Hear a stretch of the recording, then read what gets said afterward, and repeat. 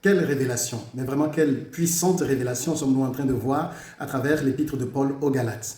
Si vous me suivez jusque-là, vous verrez qu'on est arrivé à un moment donné où nous avons vu clairement que la promesse qui a été faite à Abraham, c'est que toutes les nations de la terre soient bénies en sa postérité, et cette postérité, c'est Christ.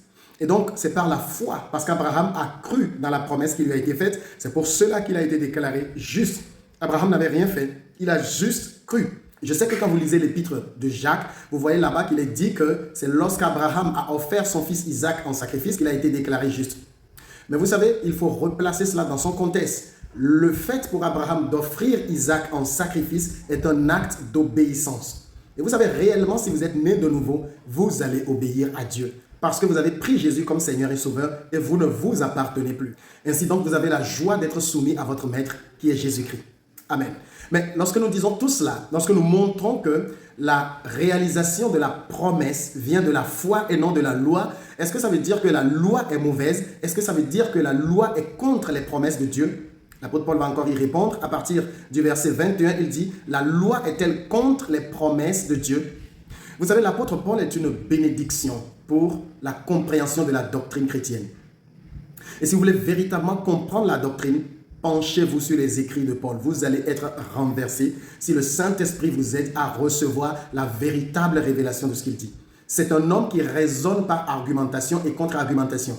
Il raisonne et il pose la question qui devrait logiquement venir dans l'esprit de quiconque lit ces textes-là. La loi est-elle contre les promesses? Certes, non.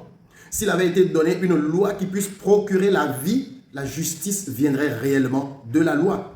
Qu'est-ce qu'il veut dire par là? La loi est venue après la promesse. Mais est-ce que ça veut dire que la loi est opposée à la promesse? Non. Mais si la vie, si la justice pouvait venir de la loi, eh bien la promesse aurait été annulée.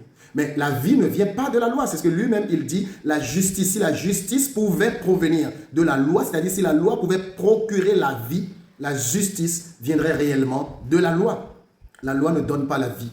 La loi donne la mort. Romains chapitre 8, le verset 1 dit « Il n'y a donc maintenant aucune condamnation pour ceux qui sont en Christ Jésus, car la loi de l'esprit de vie en Christ Jésus m'a affranchi de la loi du péché et de la mort. » La loi mosaïque est considérée comme la loi du péché et la loi de la mort. Parce que la loi vous montre bien, vous ne pourrez jamais atteindre le standard de Dieu. C'est pour ça que si vous continuez par vous placer sous la loi, vous ne parviendrez jamais à la conscience de la justice en Christ Jésus. Verset 22, « Mais l'Écriture a tout renfermé sous le péché, afin que la promesse soit donnée par la foi en Jésus-Christ à ceux qui croient. » Tout est renfermé sous le péché. La loi vous révèle votre péché.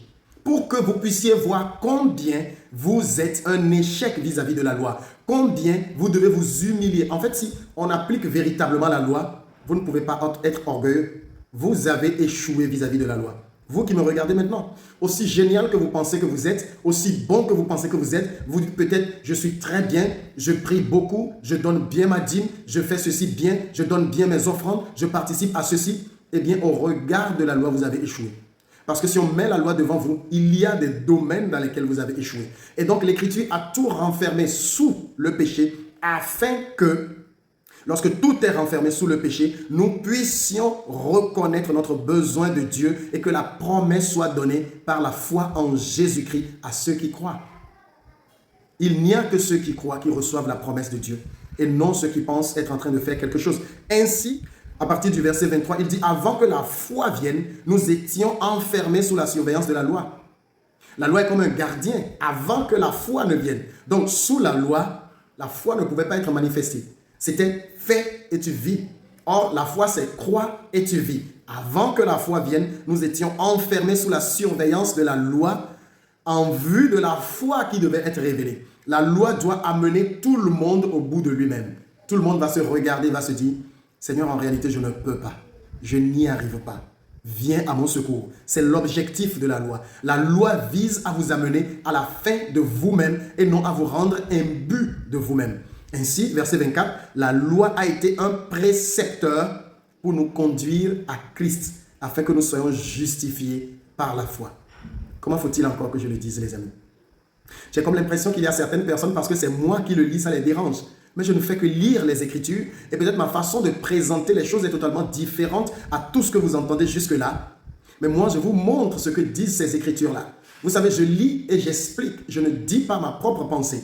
Alors, ou bien vous êtes soumis à Dieu et vous croyez dans les Écritures, ou bien vous êtes soumis à vous-même et là, vous êtes ennemi de Dieu. Et nous regardez le verset 25 sur laquelle je reviendrai dans l'épisode de demain. La foi étant venue, c'est merveilleux ce verset. Nous ne sommes plus sous ce précepteur. La loi a été un précepteur. À l'époque de Paul, les gens qui étaient riches avaient comme des esclaves qui s'occupaient de leurs enfants jusqu'à leur majorité, jusqu'à ce que le Père juge que maintenant ils sont mûrs pour entrer en possession de l'héritage. C'est ce que la loi a fait. La loi a guidé les hommes jusqu'à la foi. Et il dit, ainsi la foi étant venue, nous ne sommes plus sous ce précepteur. Nous ne sommes plus sous la loi. C'est pour ça que la parole peut dire que Christ est la fin de la loi. Si vous n'avez pas compris ça, ce n'est pas la faute à Dieu. Ce n'est pas la faute à la Bible. Paix et grâce sur vous.